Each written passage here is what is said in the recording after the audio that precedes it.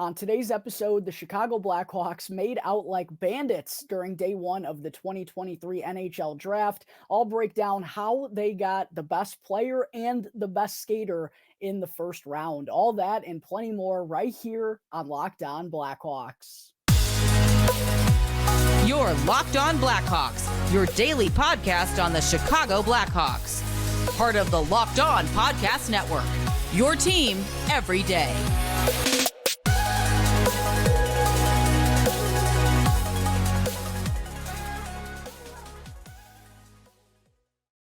What's up, everyone? Welcome on in to another episode of Locked On Blackhawks, part of the Locked On Podcast Network, your team every day. Today is Thursday, June 29th. I'm your host, Jack Bushman. You can find me out on Twitter at Jack Bushman2, or you could also go and check out my Strictly Blackhawks account at Talkin' Hockey for all the latest Blackhawks news and updates. And also, just a quick reminder that you could subscribe to the YouTube channel for 100% free. You can also follow along wherever you may be listening to your podcast for 100% free as well. That sounds like a pretty good bargain if you ask me. Make sure to go and do that real quick, folks. It'll only take 2 seconds and it'll help me out tremendously. And also that way you can get the latest episode as soon as it becomes available each and every day.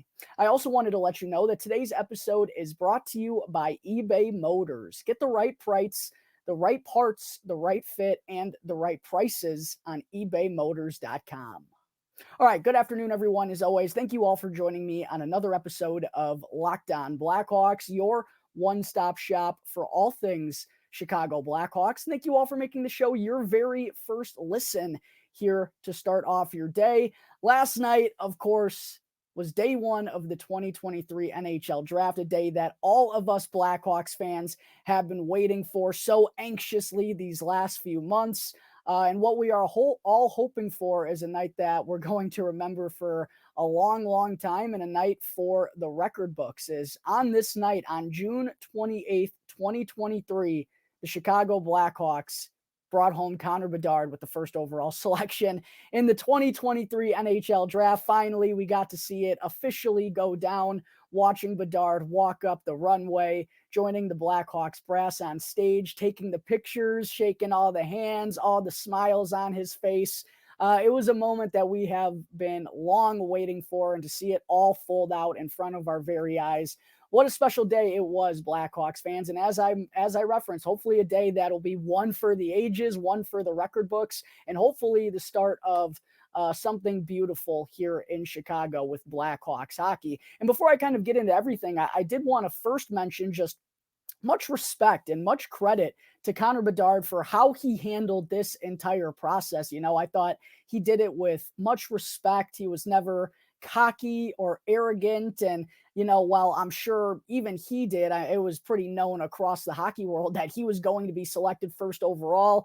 He never gave any arrogant answers or anything. He said, you know, he didn't want to get too far ahead of himself. He didn't want to jinx it. And with, you know, he being one of the top prospects that the game of hockey has ever seen, there's a lot of pressure there and a lot of media in his face, snapping pictures at all times.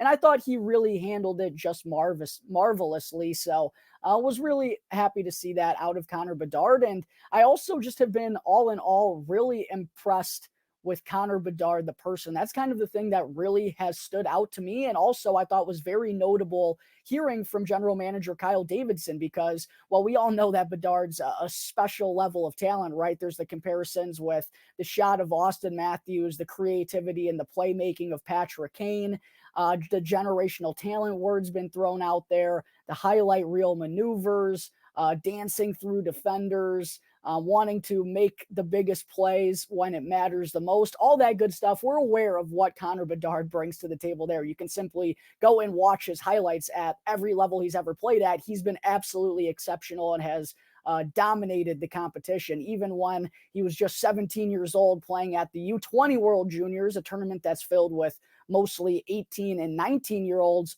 He was the best player in that tournament as well. So we know about all the on-ice stuff for Connor Bedard, but I've been really impressed hearing about all of the off the ice stuff as well, and just really how well he's handled himself. And I thought it was significant hearing general manager Kyle Davidson say, we're obviously getting a special player here in Connor Bedard, and we're also getting a really special person. So I think that's really notable, and for how well he handled himself and handled this pressure and all the buzz that's been around him for, the last year now, it really feels like he has the makeup, he has the mindset and the demeanor to handle all this pressure that's going to come with being the top overall selection and being considered a generational talent. So I think he can handle the expectations. I think he has that type of personality and mindset. And I also think the only expectations that he really cares about are the expectations that he puts on himself. And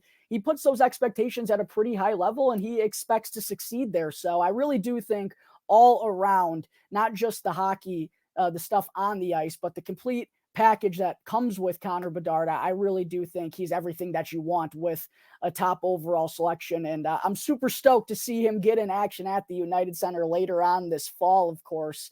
And just to see how excited he was getting selected first overall. You could tell that he really did want to come to the Blackhawks, an original six franchise, of course. He mentioned the fan base, the great fans here in Chicago, how passionate they are about their teams, mentioned how rowdy and how much the United Center used to buzz back when the Blackhawks were in their golden era and won 3 cups in 5 years. So it did seem like a match made in heaven. Seemed like Connor Bedard really did want to come here. I love the excitement. I love the humility. I love the calmness and just how he's not overly cocky for being someone with his skill set. I really do like everything that comes with Connor Bedard as the number 1 overall pick. As far as how getting Bedard affects the Blackhawks rebuild, this is something that many people have asked me. Obviously, in terms of the bigger picture, the hardest box to kind of cross off in a full-scale rebuild, since while you can tank as much as you want, it truthfully does all come on down to a lottery. Thankfully, we ended up winning that draft lottery. But checking off that generational talent box is such a big leap for the Chicago Blackhawks, and it now solidifies their cornerstone piece, solidifies their foundation that you need to be a contender in the modern day NHL. So that's a really big box that the Blackhawks have been able to check off. As far as what we're going to see out of Bedard next season, I think the expectation 100% should be, and fairly is, for him to be in the NHL right out of the gate. I expect the Blackhawks are going to give him very meaningful opportunities. I'm sure it's going to be inside the top 6. If I had to guess, he'll probably be centering the first line for the Blackhawks on opening night with, maybe Taylor Hall, Andreas Athanasiou, Lucas Reichel, a lot of good players who can play at that high pace and can help Connor Bedard develop. I think they're going to give him every opportunity in the world to succeed. Power play 1 minutes, top 6 ice time. I think that's really what they're going to want to do. And by the way, general manager Kyle Davidson did mention yesterday that he fully expects Connor Bedard to be a center at the NHL level. That's kind of been one little concern, as well. Is he big enough? Is he responsible defensively enough in order to be a center at this level? Will he be a good enough face-off man? Sounds like Kyle Davidson doesn't have the same concern that some other people out there do, and expect Bedard to be playing at center for the Blackhawks next season. As far as the expectations, look, I personally don't like giving knee-jerk reactions and projections at this time of the year, but I've said in the past, if Connor Bedard can score, maybe I'm lowballing it here, but again, who knows? The kid's still 17, only going to be 18. If he scores 25 to 30 goals and puts up 60 or more points, I'm going to be ecstatic with his first year. Anything above that is going to be gravy. I know there have been some people saying they expect him to score 40. I'm not going to go that high, but I do think Connor Bedard has the game to make an impact right away, Blackhawks fans, because look at what he's done again at every level. Last year, as a 17-year-old for the Regina Pats, tallied 143 points in 53 games, 71 goals, 72 assists in 53 games. And then, in 57 games, still an unbelievable points per game clip. And then in the wintertime, there was some debate going on as to whether Adam Fantilli could wind up being the top overall selection. Well, Bedard shut those questions down in a hurry with his performance at the U20 World Juniors. Again, a tournament designed for 18 and 19-year-olds. He was 17 and by far the best and most talented player in that tournament, won MVP, 23 points in 7 games, 9 goals and 14 assists. I mean, the kid is simply unbelievable. So I think the expectations are realistic when you say he could be an impact player for the Blackhawks immediately next season. They're going to put him in a position to succeed. They're going to give him help. That was a big signing by Taylor Hall. I expect him to be on the top line with Reichel right out of the gate. And I think he's going to get all the opportunities in the world on the power play. So he really does have the potential in his first year to be an impact player, and also moving forward to be a star in this league, to be the MVP, to be the best player in the world. The sky truly is the limit with the abilities that Connor Bedard possesses. And I couldn't be more stoked to just sit back and watch it all unfold here over hopefully the next decade or two. Connor Bedard officially coming to Chicago. They made it official yesterday, June 28th, 2023, a day that could go down in Blackhawks history. All right, Hawks fans, don't go anywhere because we got more stuff, more good stuff to break down here on the show. Coming up in just a minute, I will get into Kyle Davidson stealing Oliver Moore with the 19th overall pick. But first, I need to talk to you all about Athletic Greens. Oh boy. Yeah, Athletic Greens and their new AG1 product, which is something that I actually use every single morning, because with just 1 scoop of AG1, you're absorbing 75 high-quality vitamins, minerals, probiotics, and more to help you start your day. And this special blend of ingredients really is incredible. It helps support your gut health, your nervous system, your immune system, your energy, your recovery, your focus, and even your aging. And Athletic Greens has over 7,000 5-star reviews and is recommended by both health experts and professional athletes. Plus, it'll only cost you $3 per day, which is just such a cheap and easy way to invest in both your health and your body. And to make it easy for all of you right now, Athletic Greens is going to give a free 1-year supply of immune-supporting vitamin D and 5 free travel packs with your first purchase. All you got to do is go to athleticgreens.com/NHL Network. Again, that's athleticgreens.com/NHL Network to take ownership over your health and to pick up the ultimate daily nutritional insurance. All right, we're back here on the Locked On Blackhawks podcast, part of the Locked On Podcast Network, your team every day. Real quick, just a reminder for those of you who are still tuned into today's episode and not subscribed to the YouTube channel, what are you doing? Please make sure to go and smash that subscribe button. I'm having breakdowns on day 1 of the NHL Draft, day 2, the latest Chicago Blackhawks trades that they've made here on day 2. A lot of good stuff on the YouTube channel. Make sure to hit that subscribe button if you haven't done so already. I'm currently on the road to 1,000 subscribers. I'm starting to get really close. Has me pretty giddy. So if you could do me a huge favor, it only takes 2 seconds and won't cost you anything. Go and hit that subscribe button. I'd greatly appreciate it. Would love to hit 1,000 subscribers here over the 4th of July weekend. All right, segment 2. Not only did the Blackhawks, of course, have the first overall selection in the 2023 NHL Draft, but they also own the rights to the 19th overall pick as well. And over the last few months, I had broken down, numerous amounts of prospects right here on the show and discussed which ones I liked the most. And then on Tuesday, I gave my final top 32 rankings. And kind of had everything sorted out based on the prospects that I thought were going to be available, or at least had a good chance of being available at number 19, assuming the Blackhawks were going to stay put, of course, with the 19th pick. And by the way, that's what ended up happening, because 0 trades went down during day 1 of the 2023 NHL Draft. And I had mentioned a couple of times recently how there just weren't a lot of willing suitors wanting to drop back, considering how deep this year's draft class is. And I also heard that basically every team had a pool of 2 or 3 guys that they really liked, and most of them had the opportunity to take those players. So they just didn't want to pass up on that opportunity. And I truthfully can't blame them with this draft class having so much talent, which was abundantly clear when I broke down all of these prospects. I mean, a lot of these guys would have been top 10 picks in any other year. So, but that's what made it fun. That's what made it interesting. That's what made the first round such a wild ride. But never in a million years, Blackhawks fans, never in a million years, go and watch all of my videos.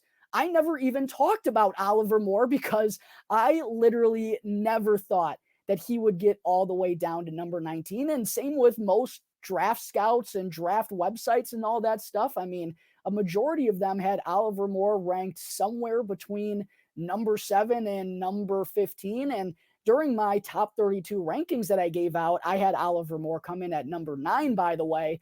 But I did mention that it really feels like he could go anywhere from number 5 or number 6 through number 15. But I never considered that he'd get there at number 19. That's why the whole time when I'm going through my top 5 favorites, it was Colby Barlow, Nate Danielson, Gabe Perreault, Matthew Wood, and Samuel Honzek. Those were the 5 that I gave out. Well, 3 of those guys, by the way, didn't make it to number 19. But I never imagined that Oliver Moore was going to make it there. Just an absolute crazy drop from him. And this could turn out to be the steal of the draft for the Chicago Blackhawks. Not only did they come away with the top overall player in this loaded draft and Connor Bedard, but I personally also believe, along with many others, that they got a top 10 pick as well at number 19, because Oliver Moore is the best skater in this year's draft class. Speed, glorious speed is the name of his game. He can absolutely fly out there. And how about this, Blackhawks fans? Elite Prospects said that Oliver Moore, in all of their years covering prospects, is the fastest skater they've ever seen. Take a second to think about that. The fastest skater they've ever seen in their history.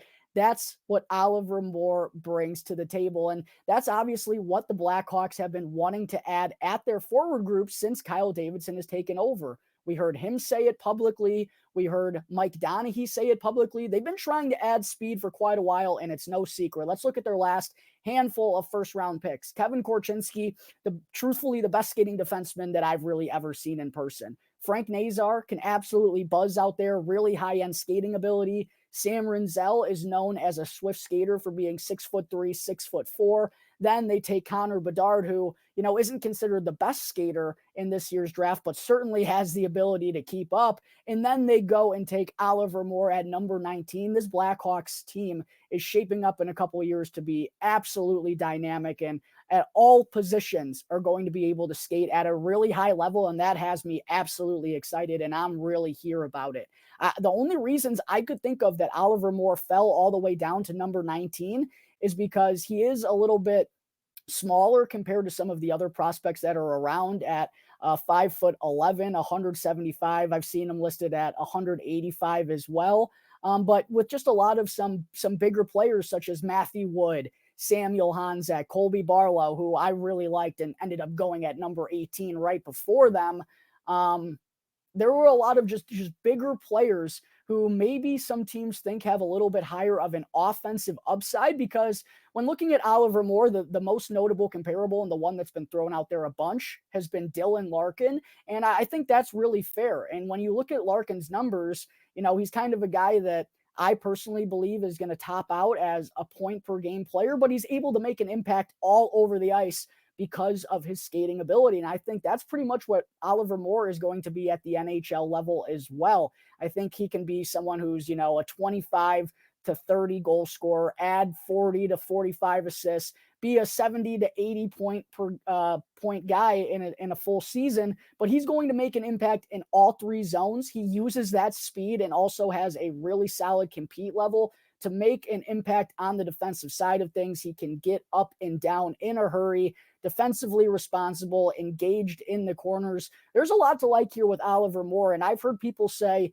while he might not be the offensive player that some of the guys from the United States Development Program may be, such as a Gabe Perreault or a Will Smith or Ryan Leonard, he could impact the game just as much as everyone with the way that he does it in all 3 zones. So I think it's a really smart addition here to the Blackhawks forward group, along with Connor Bedard. There's just a ton of upside because of the speed that Oliver Moore presents. The sky really is the limit, and I'm super excited to see him develop these next couple of years as well. By the way, he's going to be a freshman at the University of Minnesota this upcoming season. He's going to be a Golden Gopher alongside fellow Hawks first-round pick Sam Rinzel in the fall, so that will be a super fun team to keep an eye on. But I'm really stoked about the Blackhawks adding some depth to the center position. They obviously have Bedard there. Frank Nazar is a center, and so is Oliver Moore. All three of them can absolutely get up the ice in a hurry. And by the way, Chief Scout Mike Donaghy was asked if the Blackhawks are concerned about, having some smaller forwards in their system. Nazar, Bedard, and Moore all aren't the biggest.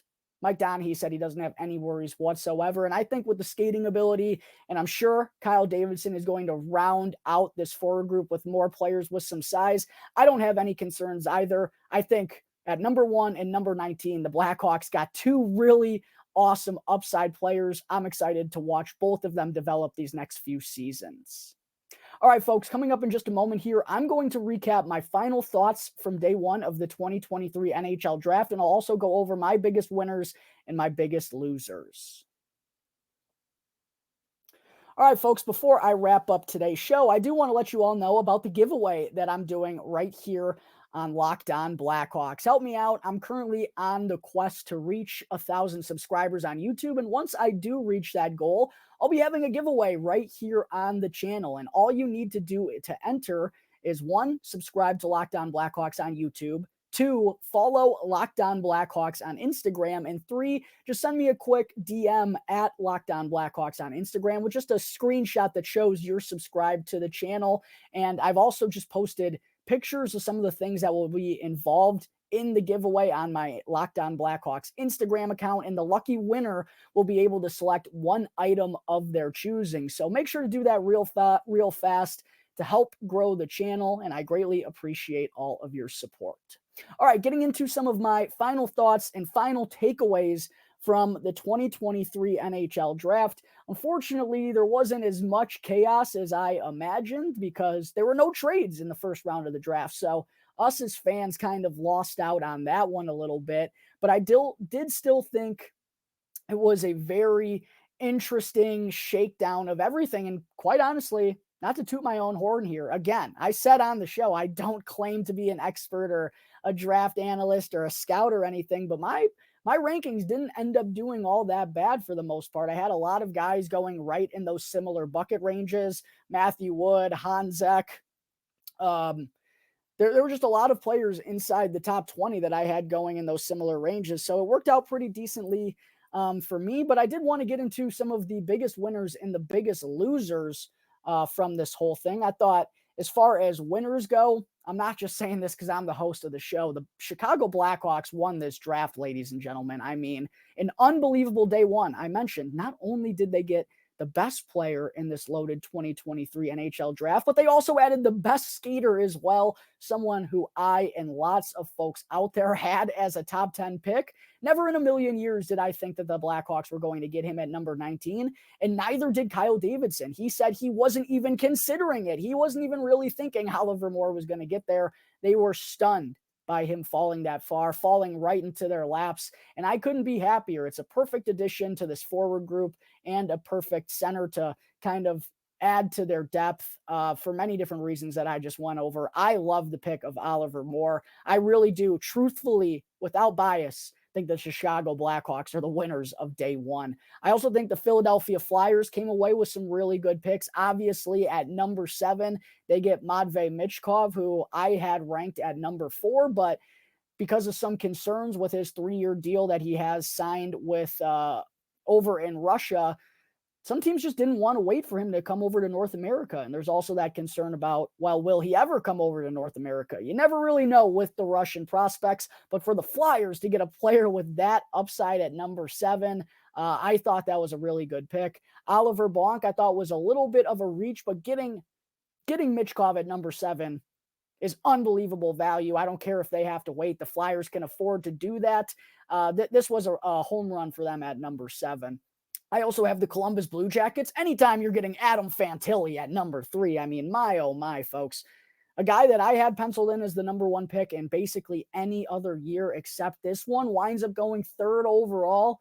Really good addition for the Columbus Blue Jackets to their forward prospect pool. Kent Johnson, another Michigan boy, obviously they have as well as a high-end first-round pick. Adam Fantilli at 3, passing on him was certainly an interesting decision. I like Leo Carlsson, and I ranked him number 3, but never in a million years would I have chosen him over Fantilli. Now, that's just me personally, but I was really confused by that decision. I also think the Buffalo Sabres coming away with Zach Benson at number 13 was really solid value as well. I had Benson ranked as the 7th best player in this year's draft class. I know there are some concerns about the size, but basically everything else he does really well. And I think that's a really high-end player that the Sabres are adding to their pool, and someone who could be a very dynamic playmaker around Tage Thompson over there moving forward. The New York Rangers also getting Gabe Perreault at number 23. I mean, come on. I don't know how he fell that hard either.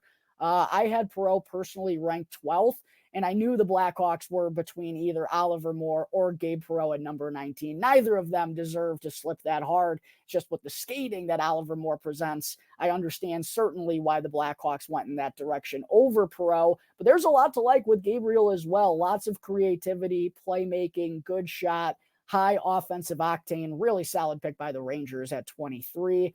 I also like the Detroit Red Wings adding Axel Sandin Palika with the 13th overall pick. Stevie Y always loves to go in different directions. I thought that the Detroit Red Wings sadly had a really solid draft. I also think the Colorado Avalanche continued to just do good things. They took Mikhail Gulyayev, one of my favorite names in this year's draft.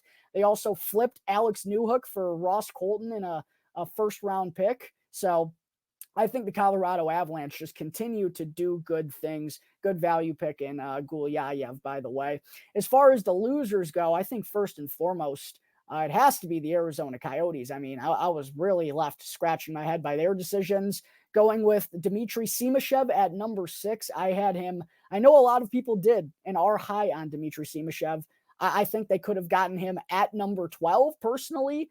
I had him ranked number 24. To see him go at 6 was certainly a little bit of a shocker. And I also didn't have Daniil Boot ranked inside my top 32. I was not that impressed when I broke him down right here on the channel.